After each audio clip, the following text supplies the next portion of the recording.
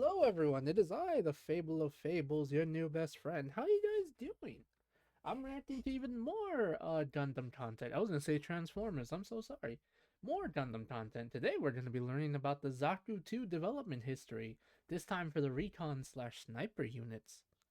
Not gonna lie, I'm not sure why, especially since my playstyle is the exact opposite of it, like when it comes to video games and stuff.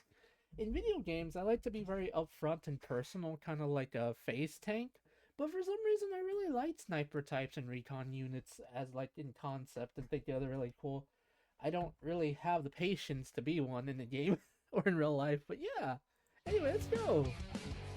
As always, guys, if you like this kind of content, do like, comment, and subscribe. Make sure to check out Kakarot. Without him, I wouldn't be able to learn this stuff. If there's any other people you want me to react to that'll let me learn about more either Zaku 2 or GMs, please do let me know. I really appreciate it.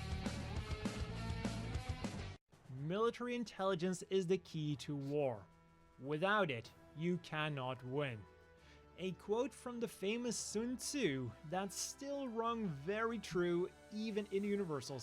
True, but also Sun Tzu actually did say, hey, Mothman, you owe me money. Sun Tzu, probably. Century. Or perhaps I should say, especially the Universal Century thanks to the Minovsky particle. In addition to being used in a multitude of weapons, spreading this particle severely impacted long-range combat and communication, and even lowered visibility. Meaning that combat had once again become much closer, and also meaning that intelligence therefore had to be obtained at much closer ranges. But when it came to the machines with which they would gather this intelligence, we saw two very different approaches between the Federation and Zeon. The Federation, with all of its industrial might, would mainly focus on dedicated recon units, with its most famous machine being the Dish. Unfortunately, due to the aforementioned Minovsky particle, guys, how come you didn't tell me about the Dish? It looks silly, I love it. Many of its more advanced features were severely hindered. So for better dishes, the Federation would have been better off turning to today's sponsor, Factor. Oh my lord. They deliver fresh, chef-made meals directly to your door without any Minovsky interference. And not only are they healthy, but they're also fast to prepare. Just pop them in the oven for 2 minutes, and they're also... You know what? Normally I skip this, but like, he kind of got me, so he deserves super flexible. You can choose from a weekly rotating menu consisting of over 27 meals and over 33 add-ons, featuring something for everyone. I've got my eyes on that cheesy bacon ranch shredded chicken. Meal plans go from 4 to 18 meals a week, which can be easily modified, and you can even skip a week if you want. So if you want to try the amazing and healthy food that Factor has to offer, you can use my link down below, or go to go.factor75.com and use the code FACTOR SE43456. Not only will you get 50% off of your first box, but you'll also be supporting the channel.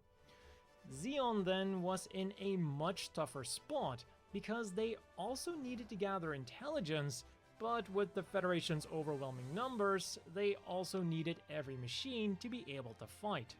So when the 1-year war broke out, Zeon simply reassigned about 30 Zaku 1s as recon units and called it a day. But despite not being upgraded for the task in any way, they proved to be a great success. Before their deployment, some had voiced their opinion that using Zakus for recon would be a waste of resources.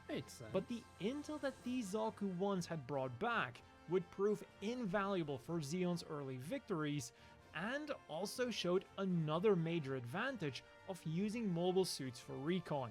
Again, due to Minovsky particles, long-range communication was nearly impossible. So, in order to deliver the intel, the recon units also had to get back, and Zaku's had excellent survivability rates. And so development began on Zeon's first dedicated reconnaissance mobile suit, the MS-06 Zaku 2. Okay, hello there. I love your colors. I love the colors of this unit. It's silly. Aw, it's a cutie. Reconnaissance type. At first it was based on the C-type, But around the time that it was ready for mass production, Zeon had moved on to the F-Type. So, as a result, it would be further modified to be rolled out on the F-Type's assembly lines. But it is also believed that a few units with the C-Type specifications were still made. Makes sense. And another thing that had changed by that time was its model number. Zeon had decided to begin standardizing them, so it was changed from RMS-06 to the MS-06E. And unlike the Zaku ones before it, this machine... Look at that. I don't know, the pose is so funny. And I love the fact that there's a Zaku in the background. Oh, that's so funny. I love that. That's silly. Would see some pretty major changes.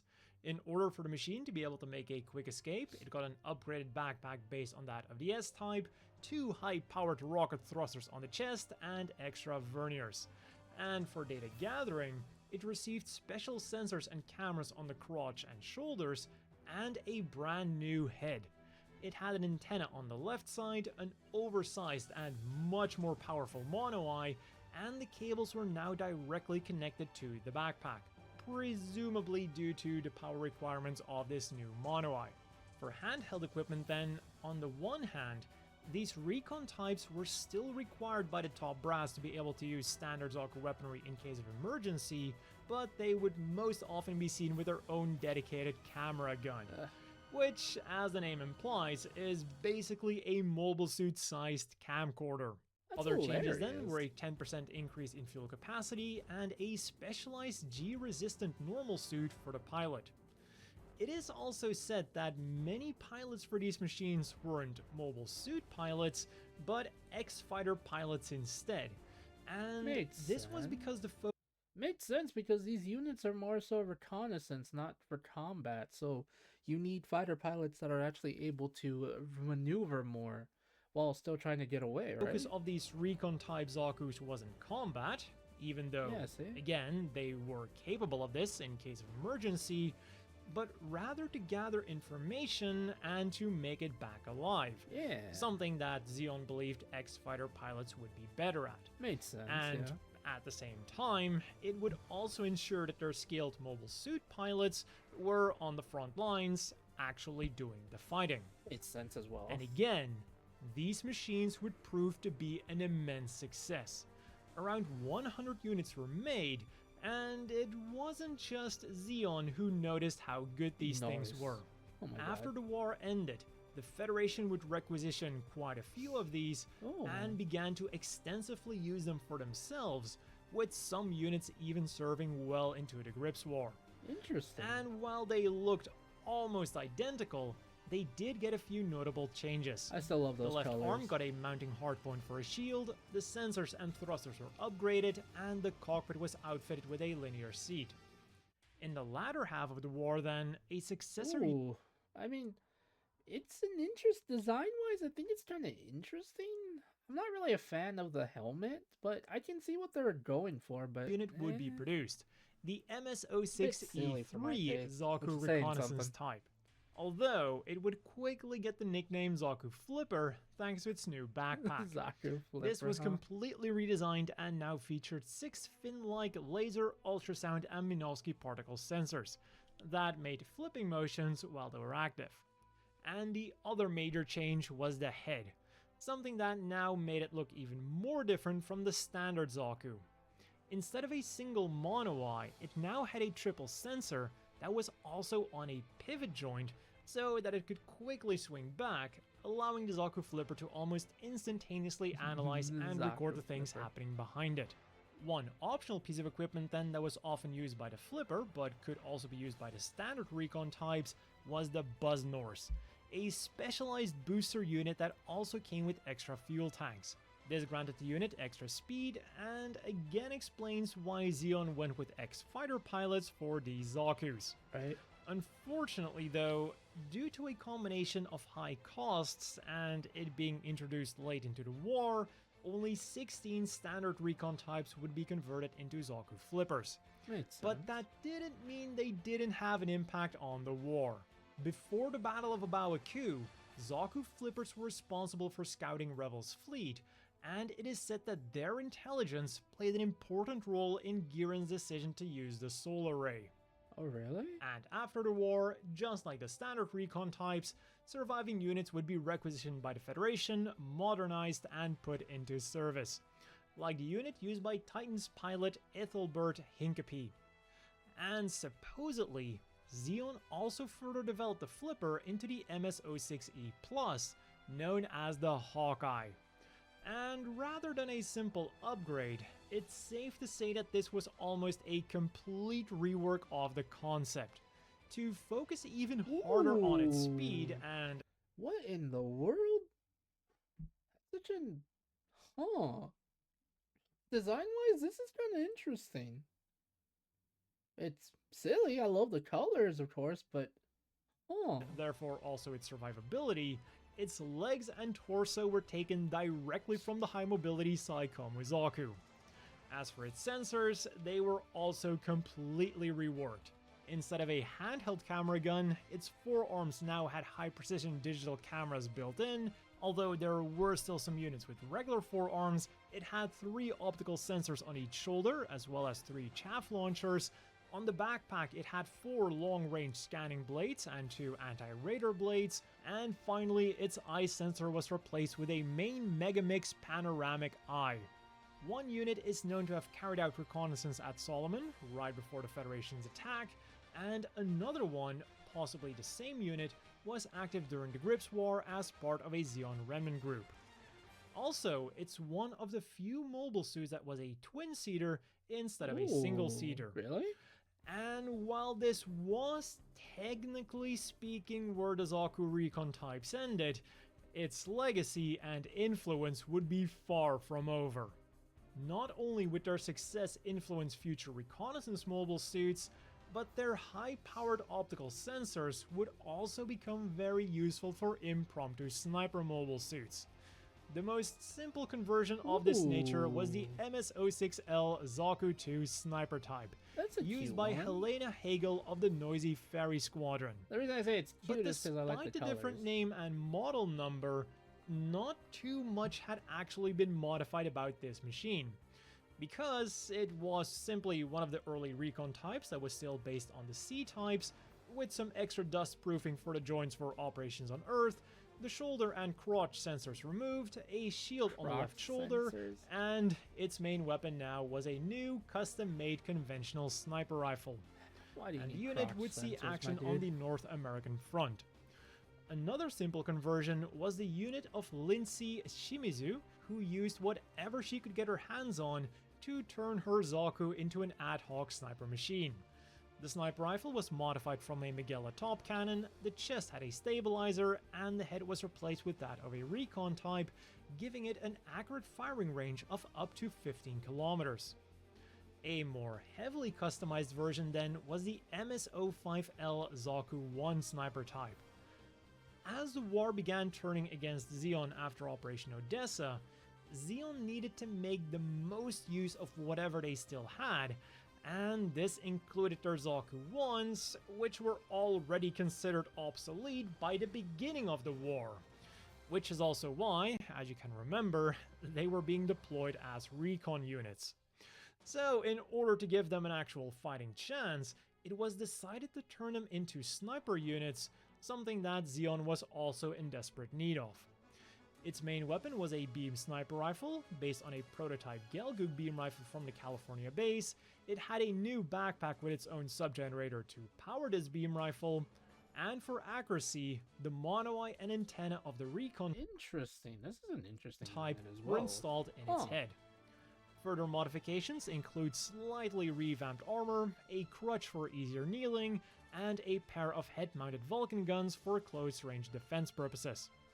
And unlike the 2 customs that we just went over, the Zaku 1 sniper type was a generally applied modification, and they would also play a major role in slowing down the Federation's advance on Earth. And finally then, we have Jacobius Node's custom Gelgoog. Oh my goodness gracious almighty, that is also a buff boy. What in the world? What is this design? I don't understand, but I think it's funny. I'm gonna exaggerate a little bit, I swear, but yeah, I guess there's a reason for the design, but my goodness. You would first use this unit during the 1-year war, and then upgraded it later on to use the same triple camera module as the Zaku flipper. And the fitting of a sniper unit, it could be seen using a variety of weapons, including a custom beam rifle that also had that triple camera module mounted on it, and the long-range beam rifle that was famously used by the gym sniper. And as of UC-0090, both Jacobius and his Gelgook were still alive and kicking. And the last machine we have to go over is the MS-06S Reconnaissance Zaku 2. Zeon began the war with regular mobile suits acting as scouts, and they would also end the war with regular mobile suits acting as scouts. Probably because at this point, they were running low on everything. Makes sense. This Zaku was little more than a standard S-type with a black color scheme and slightly overhauled thrusters, and would be used to monitor the movements of the Federation's fleets. For example, 2 of these units would be responsible for finding out that Rebels' fleet was heading for Abawa Q and not for Granada. Also, while most sources agree that this was an S-type variant, there is at least one source that has it listed as an F-type. But to be honest, considering the situation that Zeon was in, I wouldn't be surprised that both S and F-types were quickly overhauled to fill in this role. And if you want to find out more about the S-types and the F-type commander units, you can check out my development history on them, which I'll have linked on screen and down below. Probably check out that video. For now though, this has been all for the reconnaissance type Zakus. A machine that was originally considered unnecessary, but would quickly become a trendsetter that would have a big impact on the war, both as a... Okay, I'm gonna be completely honest. I understand how sometimes some units in different stories or even in war don't always seem useful, but I'm of the mindset that anything can be useful given the right circumstances. It doesn't always have to be great circumstances, but anything can be useful. You just gotta try to figure it out. I don't know. I'm literally talking about machines of war. Don't mind me. A recon unit and as a conversion part for sniper mobile suits. A big thanks to Factor for sponsoring this video. Again, you can use the link down below to give him a shot. Another big thanks to the Patreon supporters. I hope everyone watching has a great day, and I'll see you all next time. Anyway, guys, if you like this kind of content, do like, comment, and subscribe. Make sure to check out Kakarot 197. Without him, I wouldn't have been able to learn about the development history. If there's any specific unit you want me to check out, please do let me know. My birthday's coming soon. Depending on when I upload this video, I think I'm going to upload many videos before it. So, yeah, guys, if you want to help support me, support the boy so he can buy stuff for himself on his birthday and probably not starve. I'm totally starving, chat. I'm running out of rainwater and dog and cat food, and we don't even have a cat. Where's the cat food coming from? Cries. What the fuck do I say? Love y'all. See y'all later. Bye.